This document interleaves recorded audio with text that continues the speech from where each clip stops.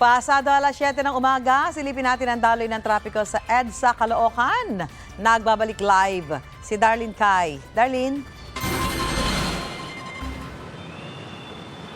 Nako, Susan, mabigat pa rin yung traffic situation dito sa northbound ng EDSA Caloocan. Pero yung pagkakaiba, itong mga sasakyang nakikita nyo rito, hindi na sila yung na-stuck kaninang madaling araw. Hindi hamak na umikli na rin ang pila ng mga sasakyan. Pinadaan na kasi lahat ng mga sasakyan na na-traffic kanina. Doon sa report natin, kaninang alas 6 ng umaga. Sabi ni Jay Bernardo, ang head ng Public Safety and Management Department ng Caloocan LGU, ni-reroute ang mga sasakyan sa kalye ng General Simon. Itong mga motoristang nandito ngayon ay yung mga kakanan sa Asuncion Street at General Simon Street na bahagi noong mga alternative routes na pwedeng daanan ng mga motorista. Maaari raw na nanibago ang mga motorista dahil hindi katulad noong mga nakaraang taon, hindi holiday ang Bonifacio Day ngayong taon.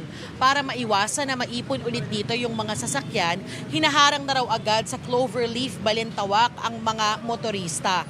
Nagdagdag na rin daw sila ng traffic enforcers dito sa lugar.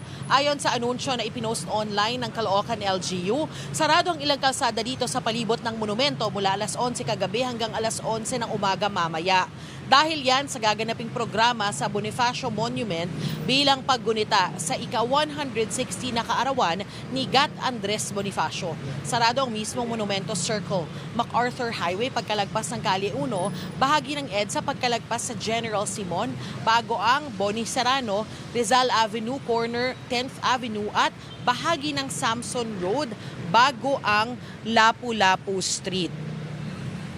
Balik po tayo dito sa live situation dito sa northbound ng EDSA Caloocan dahil sa road closures, maraming commuters ang nahihirapan ngayon.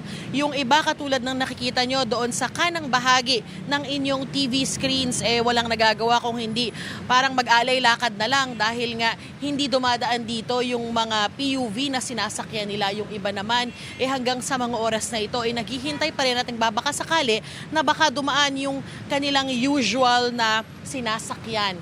Yung mga commuters na nakausap ko kanina lamang dismayado dahil hindi raw nakarating sa kanila yung announcement na magsasara yung ilang bahagi ng kalsada o ilang kalsada dito sa bahagi ng Caloocan, kaya yung iba sa kanila na-late sa trabaho at sa eskwelahan.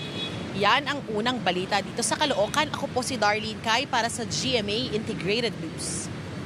Mauna ka sa mga balita. Bisitahin at mag-subscribe sa GMA Integrated News sa YouTube. Sa mga kapuso abroad, samahan nyo kami sa GMA Pinoy TV at sa www.gmanews.tv.